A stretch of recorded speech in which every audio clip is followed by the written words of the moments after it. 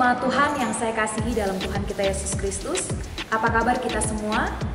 Saya yakin dan percaya kita senantiasa ada dalam perlindungan Tuhan. Kita bersyukur karena saat ini kita masih dapat bersama-sama datang beribadah kepada Tuhan. Mungkin ada di antara jemaat sekalian yang datang dengan pergumulan atau latar belakang yang berbeda satu sama lain. Namun pada kesempatan ini saya mengajak kita untuk menanggalkan sejenak. Mari siapkan hati kita, mari siapkan pikiran kita, dan saya mengajak kita sekalian untuk saat teduh di hadapannya. Kita tundukkan kepala kita di hadapan Tuhan.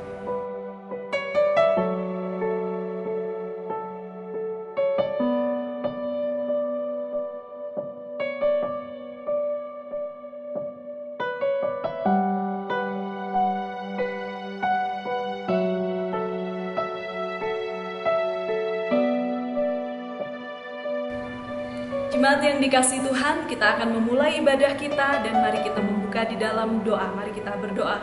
Bapa yang baik, kami bersyukur di kesempatan hari ini Tuhan memberikan kami satu hari untuk kami boleh bersekutu, mengenang akan kebaikan Tuhan di dalam hidup kami dan terus ingin memahami akan firman-Mu.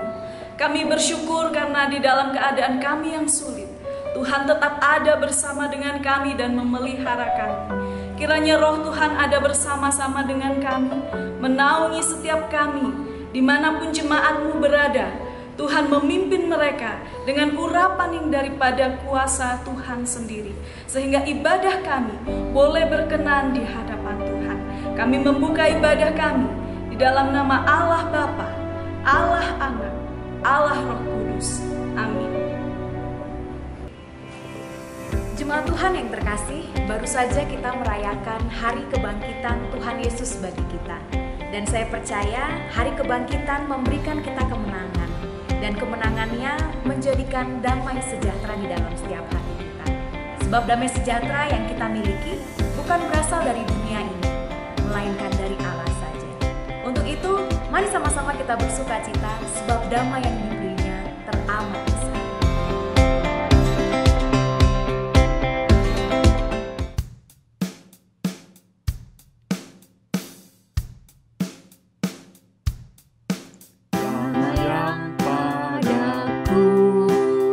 Diberikan dunia, tak dapat diambil jauh.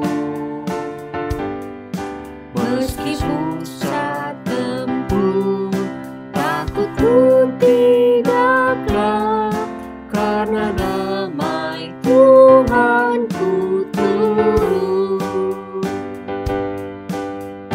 Damai yang diberinya sangat besar, damai yang jadikan hati gemar.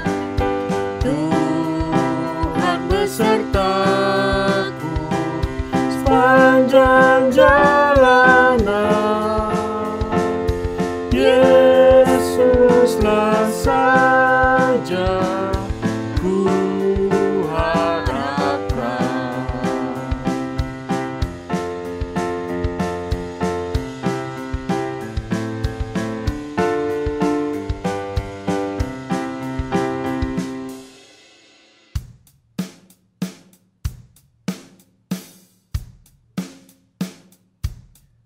Segenap alam sujud sambil memuji-Mu, olehnya damai-Ku tambah. Duka hilang lenyap, terbitlah girangku, Yesus Tuhan yang sangat indah. Damai yang diberinya sangat besar, damai yang jadikan hati gemar.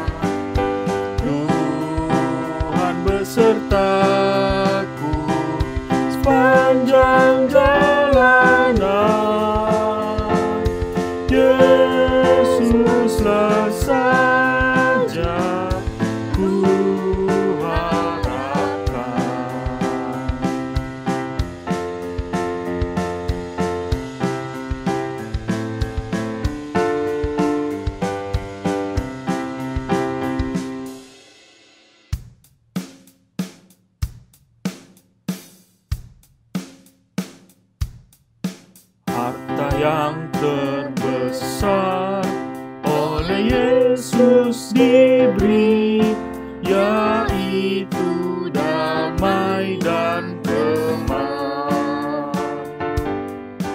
Ia datang segera, berkat-Nya tak terperi bagi yang percaya sebenar. Damai yang diberinya sangat besar, damai yang jadikan hati gemar. Tuhan besertaku sepanjang jalanan, Yesuslah saja ku harapkan.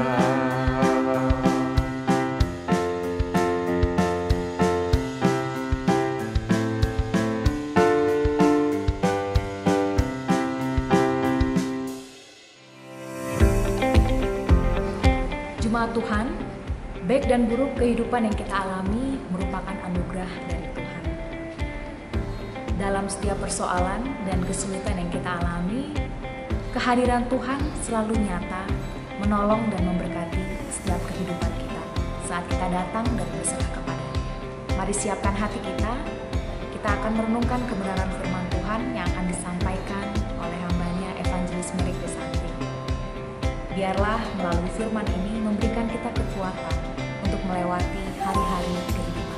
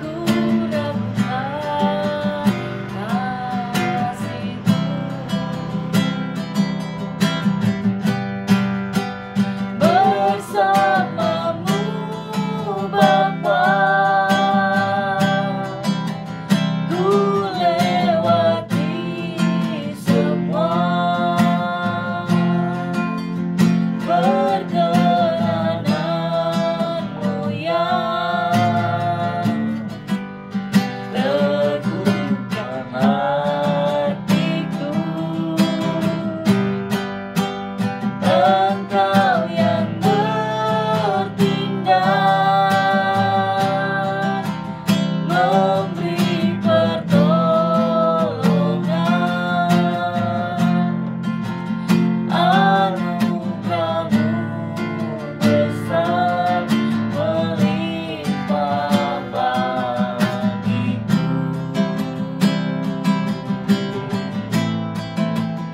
Anugerah-Mu besar melimpah bagiku.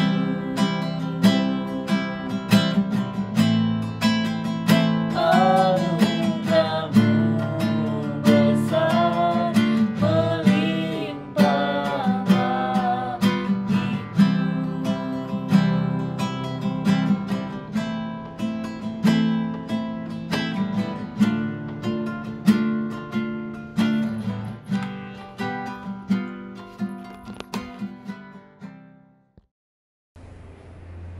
Shalom jemaat, kita akan mendengarkan firman Tuhan, tetapi sebelumnya kita mau meminta Roh Tuhan memimpin kita di dalam hikmat-Nya. Mari kita berdoa.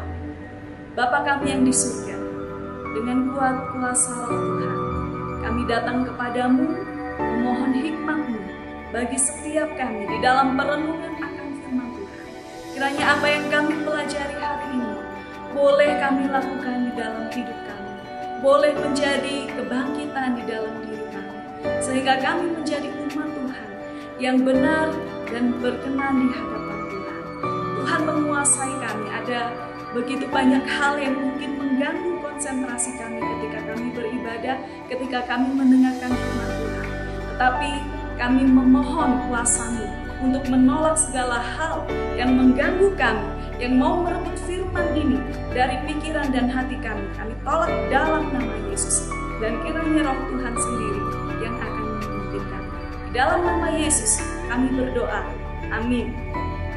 Saudara yang terkasih dalam Tuhan, tema kita hari ini sesuai dengan tema yang sudah diberikan di dalam Gereja Kemah Hijau Indonesia Kalvari Tembagapura. Kita akan membahas tentang perkataan Tuhan Yesus, dan salah satunya Yesus berkata, "Akulah kebangkitan dan hidup." Mari kita membuka di dalam Yohanes pasal yang ke-11, tetapi kita akan membacanya dari ayat yang ke-17 saja sampai dengan ayat yang ke-25. Maka ketika Yesus tiba, didapatinya Lazarus telah 4 hari berbaring dalam kubur. Betania terletak dekat Yerusalem, kira-kira 2 mil jauhnya. Di situ banyak orang Yahudi telah datang kepada Marta dan Maria untuk menghibur mereka berhubungan dengan kematian saudaranya. Ketika Marta mendengar bahwa Yesus datang, ia pergi mendapatkannya.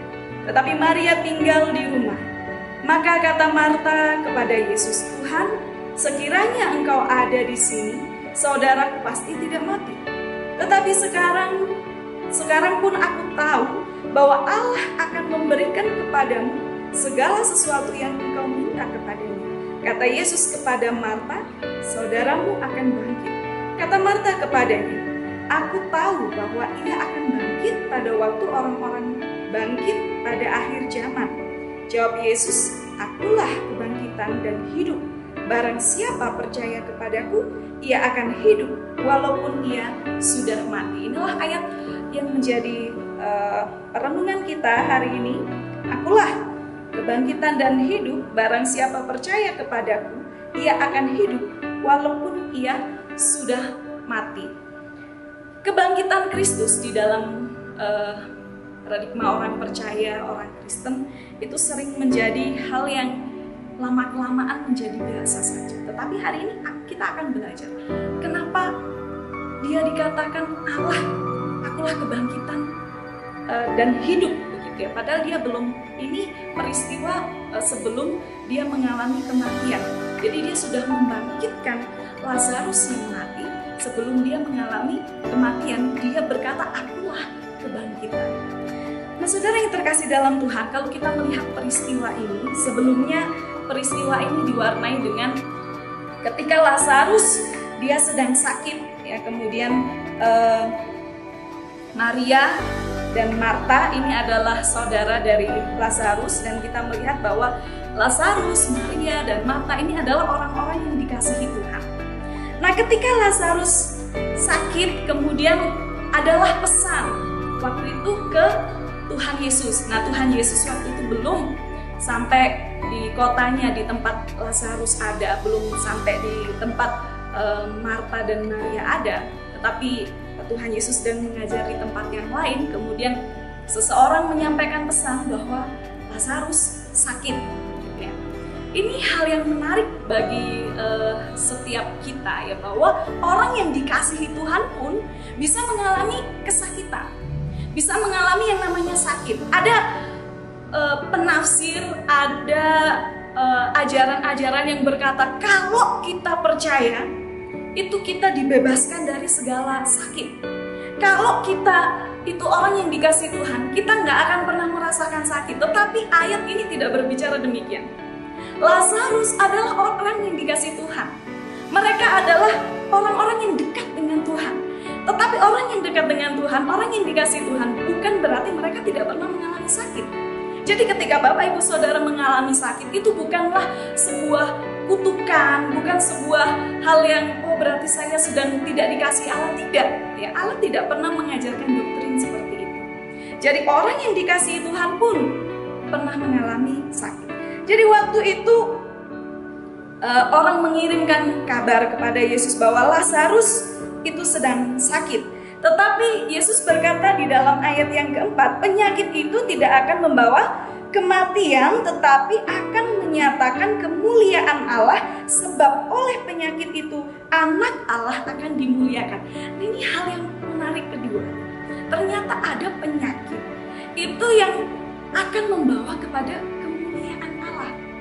Tidak semuanya penyakit itu hukuman dari Tuhan. Tidak semuanya penyakit itu merupakan satu kemalangan. Tetapi penyakit ada yang diperkenankan Allah untuk memuliakan Dia. Jadi ketika saudara sakit, anggaplah sebagai satu kebahagiaan ketika saudara sakit dan Tuhan memakai penyakit saudara untuk memuliakan Tuhan. Jadi di dalam sakit pun karya Tuhan itu bisa dinyatakan. Allah bisa dimuliakan bukan hanya melalui pujian. Allah bisa dimuliakan bukan hanya melalui khotbah yang spektakuler. Allah dimuliakan bukan hanya melalui KKR kesembuhan. Tidak, tetapi melalui sakit. Tuhan Yesus bilang apa? Penyakit itu akan membawa kepada kemuliaan Allah. Nah, ini beberapa kali kasus sudah kita jumpai, ya, bahwa Rasul Paulus juga mengalami yang namanya sakit, dan kemudian ketika dia berdoa, Tuhan jawab, Bapak, cukuplah kasih karunia-Ku bagimu, sebab di dalam kelemahanmu kuasa-Ku semakin sempurna. Duri dalam daging yang dimaksud Paulus itu adalah satu penyakit. Ada tafsiran itu adalah satu penyakit, ya, bagi Rasul Paulus. Tetapi Tuhan bilang apa? Itu untuk kuasanya semakin sempurna. Jadi kalau kita sedang mengalami sakit, janganlah kemudian kita merasa bahwa Tuhan tidak sayang dengan kita, Tuhan tidak mendengar doa kita, tidak. Siapa tahu penyakit itu memang untuk memuliakan Tuhan. Jadi kita mesti tanya sama Tuhan, penyakit itu mau Tuhan bikin apa? Kita orang percaya, orang yang dikasih Tuhan pernah mengalami sakit. Semua orang di dunia ini pernah mengalami sakit. Kenapa? Karena sakit itu adalah akibat dari manusia jatuh ke dalam dosa. Jadi tubuh ini tidak ada yang dekat. Satu waktu akan mengalami sakit juga. Orang yang olahraga baik, kemudian jaga makan baik, ya kita lihat bisa sakit juga, ya. Beberapa waktu yang lalu kan lagi tenar itu, ya, suaminya BCL. Kan dia dikabarkan adalah orang yang suka olahraga, suka makan teratur, tetapi ya sakit juga. Karena manusia pasti mengalami sakit. Jadi ketika Bapak Ibu Saudara mengalami sakit, itu bisa jadi untuk memuliakan Allah. Jadi jangan merasa pesimis dengan hal itu, jangan merasa berkecil hati.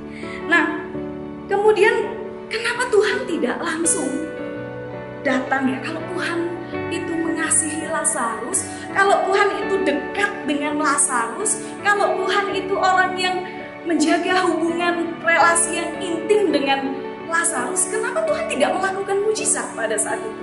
Kenapa Tuhan tidak langsung menyembuhkan? Kenapa Tuhan nggak on time gitu ya istilahnya? Saya senang sekali ada seorang menyebutkan bahwa Tuhan itu nggak harus on time karena dia nggak in time. Ngerti ya maksudnya? Tuhan itu nggak harus tepat waktu karena dia tidak berada di dalam tidak diikat oleh waktu itu. Dia menguasai waktu itu. Jadi Tuhan itu tidak bisa kita atur. Ada waktu Tuhan. Waktu Tuhan tidak sama dengan waktu kita. Itu kan pemahaman yang sering kali kita dengar, sering kali kita ucapkan. Tetapi apakah ketika kita berdoa itu juga mengimani ucapan itu ya? Ada waktu Tuhan. Atau kita kalau berdoa masa Tuhan ini sudah waktunya udah mepet ini, udah nggak ada waktu lagi. Ya, Tuhan tidak harus mengikuti semua kemauan kita. Di dalam waktu kita hitungannya berbeda. Dia punya waktu, dia Allah atas segala waktu. Jadi dia tidak terikat oleh waktu. Mau kapan ya itu terserah dia. Nah di sini kita melihat bahwa tidak harus ketika kita meminta kepada Tuhan, ini kan satu permintaan ya. Ya memang tidak secara langsung gitu ya, Tuhan tolong sembuhin Lazarus dong, dia lagi sakit, enggak. Tapi saya pikir dengan pemberitahuan bahwa Tuhan, Lazarus sedang sakit, itu ada satu permohonan, ada satu pengharapan bahwa Tuhan akan menyembuhkan Lazarus. Nah itu bisa kita lihat di perkataannya si Marta tadi kan, Tuhan kalau seandainya Tuhan ada waktu itu pasti dia nggak akan mati. Marta pernah di dalam waktu Yesus sudah bertemu dengan Marta nantinya, Marta bilang begitu ya. Artinya memang apa? Ada pengharapan ketika dikabarkan bahwa orang yang sakit itu, Lazarus sakit itu, ada pengharapan bahwa Yesus akan datang dan segera menolong dia. Nah ini adalah satu harapan semua orang ketika kita sedang sakit. Itu ya mbok, kalau kita sakit itu ada yang nengokin gitu ya. Atau kalau nggak, Tuhan masa saya sakit Tuhan nggak buat apa-apa sih? Itu kan maunya kita. Tetapi kita melihat di sini bahwa orang yang dikasih Tuhan, orang yang minta, itu nggak harus hari itu juga. Jadi ketika saudara sakit, kalau hari itu belum disembuhkan, ya memang itu waktunya Tuhan belum. Jangan memaksa, oh berarti kamu kurang beriman karena kamu doanya kurang sungguh-sungguh. Ayo coba doa dengan memproklamirkan janji-janji Tuhan tentang kesembuhan. Nggak harus Bapak Ibu Saudara. Kita melihat bahwa di sini mereka pun meminta kepada Tuhan dengan pengabaran itu, berharap Yesus akan datang. Tetapi yang dilakukan Yesus apa? Enggak, Tuhan Yesus nggak langsung datang. Bahkan dikatakan Lazarus mati sampai 4 hari baru Yesus datang. Itu kalau menurut pemikiran manusia ya, ini Tuhan Yesus kok kebangetan gitu ya. Coba kalau Bapak Ibu Saudara punya gembala seperti begitu ya kan, udah dikabari Ibu Pendeta, Bapak Pendeta, ini ada jemaat yang sakit. Oh ya, udah sampai meninggal kemudian tidak dilayani, nunggu 4 hari dulu. Itu kan seperti ini orang kayak gini nggak ada perhatian sama sekali ya. Ini konsep-konsep yang menuntut orang melakukan seperti itu ya, ini perlu kita ubah ya, di dalam kedewasaan rohani kita. Yesus itu tahu dengan tepat kapan waktunya nama Tuhan dimuliakan dan karya besar terjadi. Jadi kalau kita tidak diberi apa yang kita minta, mungkin Tuhan sedang menyiapkan apa yang lebih besar daripada apa yang kita minta. Lazarus dan keluarga meminta sebuah kesembuhan. Tetapi yang diberikan Yesus apa? Bukan hanya kesembuhan. Dia justru bangkit kehidupan setelah kematian. Ini hal yang luar biasa sekali. Bahwa ketika kita percaya kepada Yesus, kita berdoa, kita minta, ingatlah peristiwa ini. Tidak harus Tuhan menjawab hari itu juga. Kadang-kala ada yang tidak disembuhkan juga, sama seperti Rasul Paulus, dia tidak pernah mengalami kesembuhan dengan sakitnya, dan dia menerima itu sebagai hal untuk memuliakan Tuhan. Nah kita mau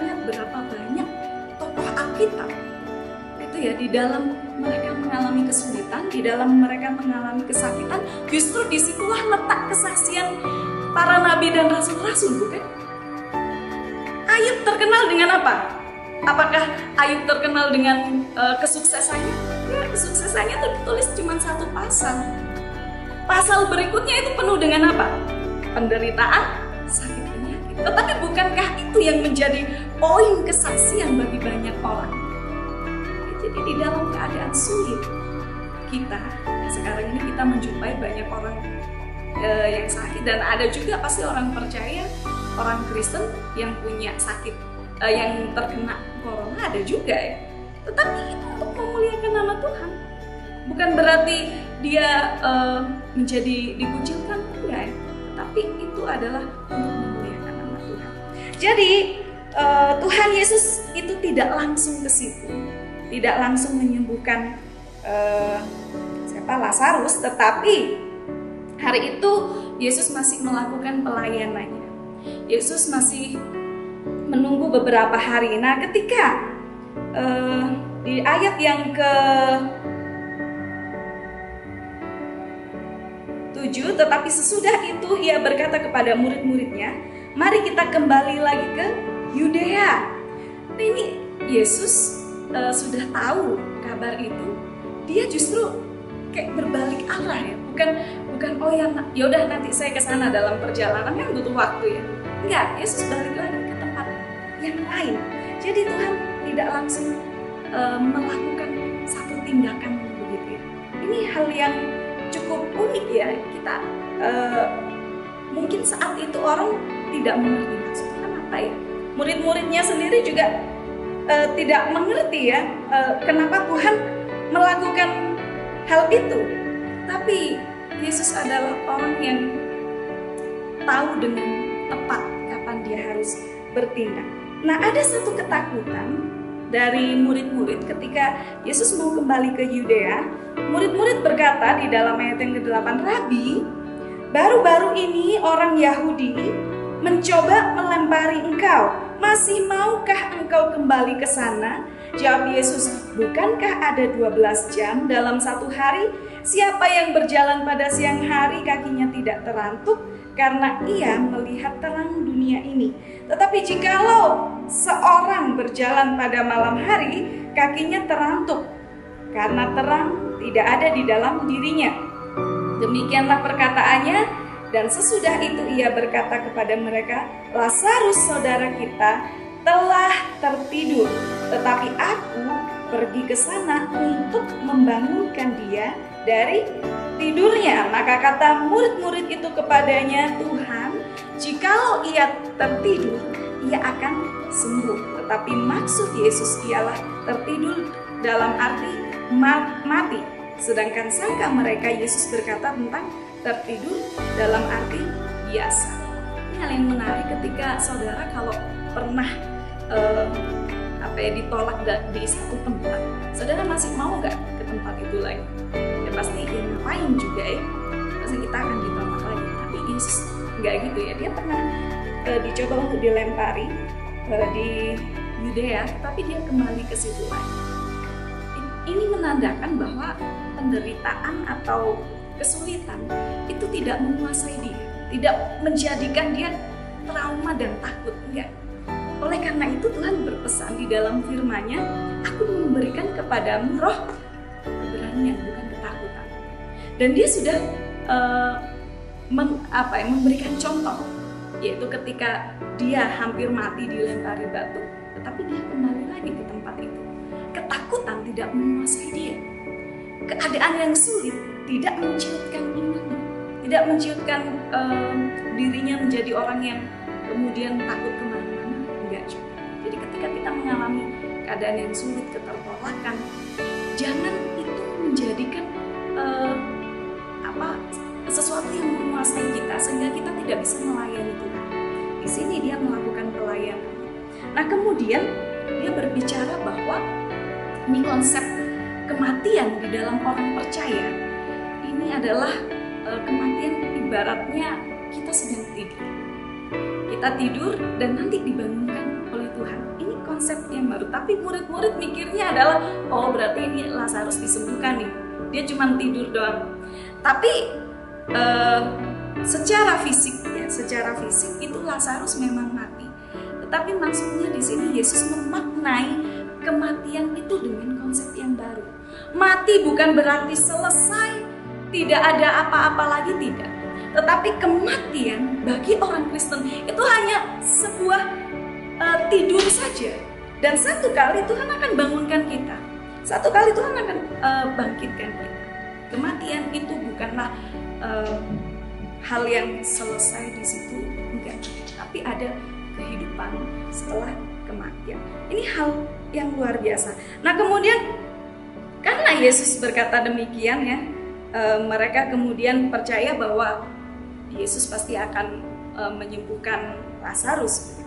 Nah kemudian Thomas yang disebut Didimus itu berkata kepada teman-temannya, yaitu murid-murid yang lain, marilah kita pergi juga untuk mati bersama-sama dengan dia.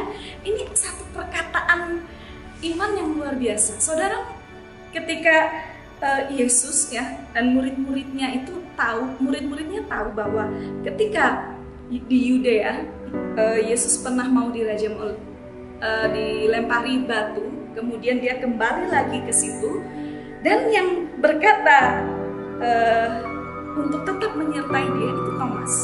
Thomas orang yang meragukan dia waktu Yesus bangkit ya, tetapi hari itu dia berkata, marilah kita pergi untuk mati bersama-sama dengan dia. Saudara, ini iman yang luar biasa. Apakah saudara mau mengikut Yesus mati bersama-sama dengan dia? Nah kematian itu diperlukan bagi orang percaya supaya Tuhan bisa membangkitkan. Kalau kita nggak pernah mati di dalam diri kita, artinya dalam kedagingan kita, Tuhan nggak pernah bangkitkan kita. Kita harus mati dulu. Makanya dalam simbol sakramen kekristenan itu ada yang namanya baptisan. Kenapa harus dibaptis? Itu artinya menenggelamkan dosa-dosa kita. Kita mati atas daging kita dan kemudian kita dibangkitkan oleh Tuhan mengalami kehidupan yang baru. Nah ini perkataan iman, marilah kita pergi juga untuk mati bersama-sama dengan dia. Artinya Thomas ini melihat satu peristiwa bahwa ketika nanti seandainya Yesus mengalami satu penderitaan atau mengalami hal yang akan mati begitu ya, seperti sebelumnya dia dilempari batu, ya udahlah kita sama-sama dia aja. Ini tidak semua orang Kristen mau mati bersama dengan Yesus. Tidak semua orang Kristen mau susah di dalam iman percayanya. Banyak orang yang mau ikut Yesus ketika senang. Banyak orang yang mau Yesus ketika dia mengalami mujizat. Tetapi ketika harus menghadapi masa sulit, ya imannya sudah nggak ada lagi. Dia berkata, Tuhan di mana engkau? Kenapa engkau tidak bertindak? Itu kan yang sering terjadi. Tetapi ini iman yang luar biasa. Bukankah iman sejati itu seperti itu? Di masa apapun kita tetap setia. Iman dalam bahasa Yunani-nya itu adalah pistos. Itu berhubungan juga dengan kesetiaan. Jadi iman itu setia baik dalam keadaan yang susah maupun dalam keadaan senang. Kita tetap percaya kepada Yesus, itu namanya iman. Ya, kemudian di sini kita melihat bahwa Yesus itu akhirnya berjalan bersama dengan murid-muridnya ke tempat Lazarus, dan di ayat 17 dikatakan telah 4 hari Lazarus itu berbaring di dalam kubur. Jadi sudah 4 hari. Kenapa harus menunggu 4 hari? Itu orang Yahudi punya kepercayaan kalau masih 3 hari itu rohnya masih ada di sekitar situ. Ini hampir sama dengan kepercayaan budaya orang Jawa dan yang lain-lain ya. Kalau selama 3 hari, 7 hari itu rohnya masih di situ. Nah, orang Yahudi percaya kalau masih 3 hari itu rohnya masih di situ. Jadi nggak benar-benar mati. Nah, kalau Yesus datang pas hari kedua misalnya, akan ada orang-orang yang berkata bahwa ya kan rohnya masih di situ, emang dia belum mati juga. Nah itu yang pertama. Yang kedua, Yesus itu memberikan waktu di mana Maria dan Marta atau keluarga itu menerima, sampai benar-benar menerima bahwa Yesus mati dan mereka merelakan. Kadang kalau kita melihat ketika ada orang meninggal, ada orang yang masih belum rela ya, masih berduka, masih sedih, masih belum percaya kalau ini orang sudah meninggal gitu kan. Nah, Yesus memberikan sesuatu itu. Jadi ketika kita mengalami kedukaan, kita mengalami satu kesedihan, kehilangan seseorang, itu bukan sesuatu hal yang berdosa. Ada pandangan ketika orang mati, nah kita nggak boleh sedih lagi, dia kan sudah senang bersama dengan Tuhan, jadi kita harus bahagia. Nggak gitu juga ya. Kalau kita melihat ini kan ketika Yesus datang, Marta menyambut, tapi kita melihat bahwa Maria itu masih dalam rasa emosi kedukaan. Dia masih merenungkan, dia masih belum mengikhlaskan gitu ya, belum merelakan saudaranya ini meninggal. Nah, Tuhan memberi space kepada orang-orang yang sedang mengalami rasa kehilangan, kedukaan. Itu Tuhan tahu pasti bagaimana rasanya, dan Tuhan tidak percaya kamu nggak boleh itu ya, nanti kamu seperti orang yang nggak beriman loh. Tuhan nggak pernah menegur Maria, dia membiarkan, dia tahu bagaimana orang kehilangan. Dia membiarkan Maria dengan rasa sedihnya. Dia tidak kemudian, Maria kamu kurang beriman ya, ini kan Lazarus sudah mati ya, sudahlah, jangan bersedih hati berkepanjangan, enggak gitu juga ya. Jadi Yesus tahu. Nah, kemudian ketika Marta mendengar bahwa Yesus datang, dia langsung menyongsong. Dia langsung pergi kepada Tuhan Yesus dan dikatakan Marta berkata kepada Yesus gini, Tuhan, sekiranya Engkau ada di sini, saudaraku pasti tidak mati. Nah, ini bukan satu seperti Marta menyalahkan Yesus gitu ya. Coba kalau Yesus ada di sini, kan saya sudah kasih kabar, kenapa Tuhan nggak langsung amin tindakan? Nggak begitu ya. Dia hanya memberitahukan hal itu. Dia tidak mengharapkan bahwa seperti penyesalan begitu atau menyalahkan Yesus, tidak ya. Tetapi Marta hanya memberitahukan bahwa orang yang dikasihi Tuhan Yesus ini sudah mati. Nah, kemudian Tuhan berkata kepada Yesus berkata kepada Marta ya, tetapi sebelum Yesus berkata kepada Marta melanjutkannya dengan perkataan ini. Tetapi sekarang pun aku tahu bahwa Allah akan memberikan kepadamu segala sesuatu yang engkau minta kepadanya. Jadi ini ada iman di dalam diri Marta. Jadi dia berkata, ya walaupun Tuhan nggak menyembuhkan ketika Lazarus sakit, tetapi kalau Tuhan mau juga Tuhan akan memberikan apa yang diminta. Jadi ini satu imannya Marta. Ketika dia melihat bahwa satu kesusahan, kedukaan, itu dia berkata Tuhan akan memberi apa yang dia minta. Nah, kemudian jawab Yesus, akulah kebangkitan dan hidup. Barang siapa percaya kepadaku, ia akan hidup walaupun ia sudah mati. Dan setiap orang yang hidup dan yang percaya kepadaku tidak akan mati selama-lamanya. Percayakah engkau akan hal ini? Jadi ini Yesus mulai menyatakan bahwa dirinya adalah Tuhan atas kematian. Dia berkata bahwa akulah kebangkitan dan hidup. Percayakah engkau kepadaku? Nah, ketika Marta ditanya seperti itu, Marta langsung jawab apa? Di ayat yang ke-27 jawab Marta, ya Tuhan, aku percaya bahwa engkaulah Mesias, anak Allah, dia yang akan datang ke dalam dunia. Dia tidak menuntut Yesus membangkitkan Lazarus waktu itu, tetapi konsep kebangkitannya Marta adalah nanti. Saya tahu Tuhan bahwa ketika nanti ada kebangkitan orang-orang percaya, Engkau akan membangkitkan Lazarus juga. Nah, ini iman juga tentang kemesiasan Yesus. Jadi Marta dikaruniai iman melihat bahwa Yesus adalah Mesias.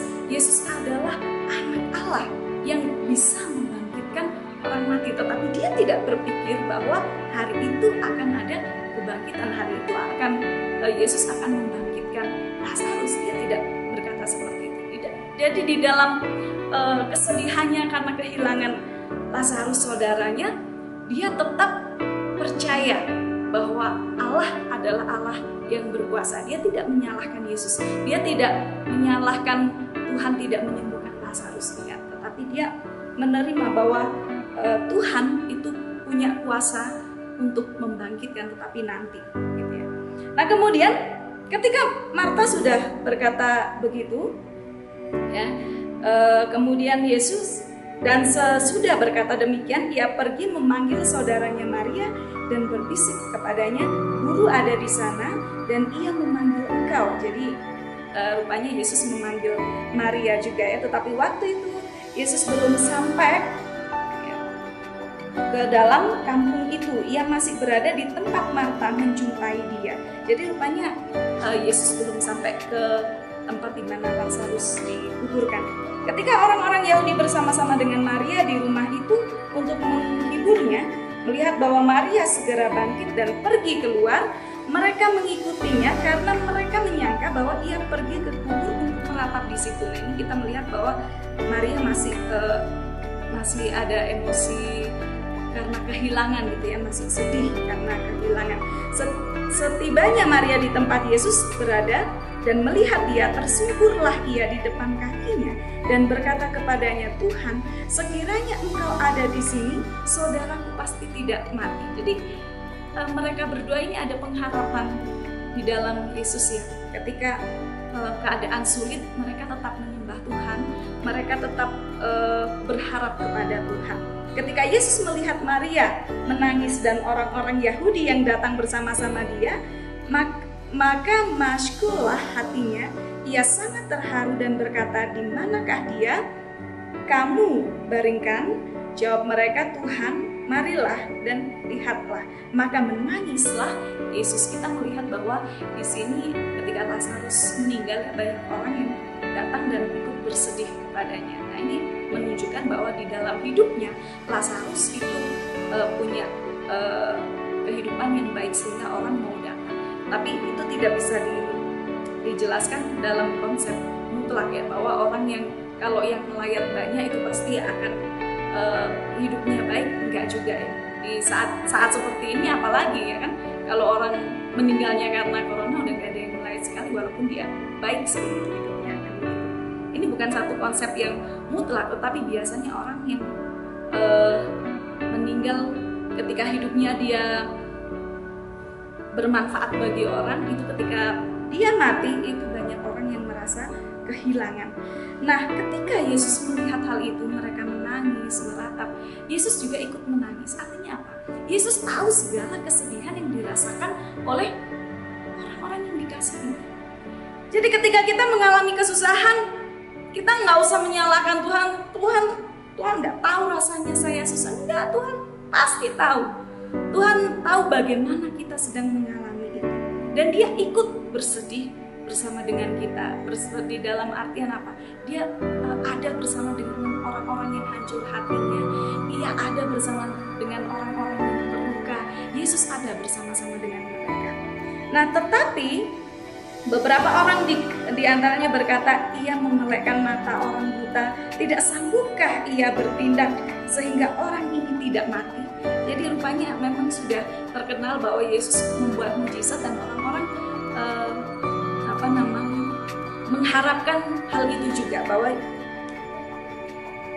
Lazarus juga tidak akan mati. Tetapi kan apa yang diharapkan orang itu berbeda dengan apa yang Tuhan Yesus lakukan. Tuhan mengizinkan Lazarus sakit dan sampai mati, tetapi tidak sampai di situ. Dia kemudian berkata, "Angkat batu itu," dan kemudian Tuhan, ia sudah berbau. Marta bilang, "Ya gimana mau ngangkat ya?" Coba saudara kalau punya orang yang dikasih ya sudah 4 hari kemudian mau dibongkar lagi kuburnya, itu kan pasti agak nyesek juga ya, sudah baunya kemana-mana. Mungkin juga kalau dia hidup bentuk wujudnya sudah nggak sama seperti yang ketika dia sehat ya kan. Marta berkata, "Sudah bau Tuhan." Artinya juga Marta nggak mengharapkan kebangkitan Lazarus sih, dia ketika berkata coba waktu Yesus ada dia pasti nggak akan mati, itu hanya sebatas dia curhat kepada Tuhan, tapi dia tidak mengharapkan lebih daripada itu. Tetapi Yesus mampu melakukan yang lebih daripada apa yang Marta dan Maria keluhkan kepada Tuhan. Maka mereka mengangkat batu itu, lalu Yesus menengadahkan ke atas dan dia mengucap syukur. Kemudian, Bapa, aku mengucap syukur kepadamu karena engkau telah mendengarkan aku. Aku tahu bahwa engkau selalu mendengarkan aku, tetapi oleh karena orang banyak yang berdiri di sini mengelilingi aku mengatakannya supaya mereka percaya bahwa engkaulah yang telah mengutus aku. Dan sesudah berkata demikian, berserulah ia dengan suara keras, Lazarus, marilah keluar. Orang yang telah mati itu datang keluar, kaki dan tangannya masih terikat dengan kain kapan dan mukanya tertutup dengan kain peluh. Kata Yesus kepada mereka, bukalah kain-kain itu dan biarkan ia pergi. Ini hal yang menarik bahwa Yesus yang menurut prediksi orang itu sudah terlambat gitu ya, tapi tidak ada yang terlambat di hadapan Tuhan. Dan kita melihat bahwa Yesus itu menguasai kematian. Dia adalah Allah yang berkuasa atas hidup dan mati. Dia sanggup membangkitkan seorang dari kematian, dan dia akan membangkitkan kita dari kematian-kematian kita. Tetapi kita harus mati dulu baru kita mati. Kita harus mati dari dosa-dosa dulu, baru kita dibangkitkan dan memperoleh hidup yang baru. Sama seperti Lazarus memperoleh hidup yang baru setelah mengalami kematian. Dan demikian juga Yesus harus mengalami kematian karena dosa-dosa kita, bukan dia berbuat dosa ya. Dosa harus dimatikan dulu, baru ada kehidupan yang baru. Ketika kita ikut Tuhan, dia adalah kebangkitan dan hidup. Oleh karena itu bukan kadang orang percaya harus dimatikan dosa, harus dimatikan kedagingan. Kalau kita nggak pernah mematikan di dalam diri kita kedagingan kita, dosa kita nggak pernah dihidupkan, nggak pernah dibangkitkan oleh Tuhan. Tapi kalau kita mau mengalami kehidupan baru, kebangkitan rohani kita, spiritual kita, maka kita harus mati terlebih dahulu dari dosa-dosa kita, dari segala kedagingan kita. Biarlah firman Tuhan ini menguatkan setiap kita. Mari kita berdoa. Tuhan yang baik, kami bersyukur Engkau sudah mati dan bangkit bagi kami, dan kami hari ini mau mati atas segala dosa-dosa kami, sehingga Engkau membangkitkan kami dari segala hal yang tidak baik dan memberikan kehidupan yang baru bagi kami. Terima kasih untuk firman-Mu. Hamba-Mu terbatas, tetapi hamba percaya Roh Tuhan bekerja lebih lagi di dalam jemaat Tuhan. Terima kasih Tuhan, di dalam nama Yesus kami berdoa. Amin.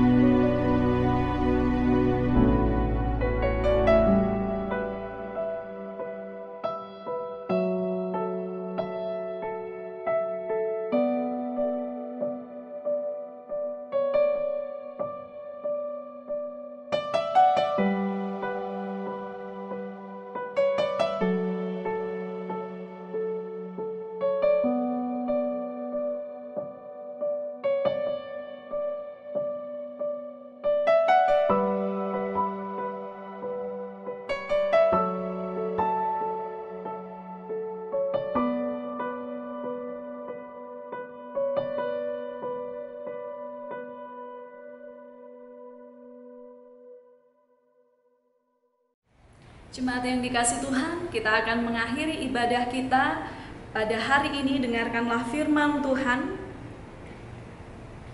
Dan sesudah yang dapat binasa ini mengenakan yang tidak dapat binasa, dan yang dapat mati ini mengenakan yang tidak dapat mati, maka akan genaplah firman Tuhan yang tertulis, maut telah ditelan dalam kemenangan. Hai maut, di manakah kemenanganmu? Hai maut, di manakah sengatmu? Karena itu saudara-saudaraku yang kekasih, berdirilah teguh, jangan goyah, dan giatlah selalu dalam pekerjaan Tuhan. Sebab kamu tahu bahwa dalam persekutuan dengan Tuhan, jerih payahmu tidak sia-sia. Kita berdoa. Bapa yang di surga, kami bersyukur. Kami boleh menikmati persekutuan bersama dengan Tuhan. Kiranya apa yang sudah kami berikan kepada Tuhan, melalui pujian kami, yang kami naikkan melalui doa-doa kami, melalui persembahan kami, dan kami sudah mendengar firman-Mu, akan menguatkan kami sampai kepada Tuhan Yesus datang. Kami boleh tetap setia, dan biarlah Tuhan memelihara iman kami di tengah situasi yang sulit ini. Kami percaya Tuhan tetap memelihara. Jemaat yang dikasih Tuhan, angkatlah tanganmu dan terimalah berkat Tuhan. Tuhan memberkati engkau, Tuhan menyinari engkau dengan wajah-Nya dan memberi engkau kasih karunia. Tuhan menyertai kita dari saat ini sampai Maranatha. Tuhan datang kedua kali. Amin. Selamat hari Minggu, Tuhan memberkati. Jemaat Tuhan, demikianlah ibadah kita saat ini. Saya yakin dan percaya perlindungan Tuhan senantiasa ada dalam kehidupan kita hari lepas hari.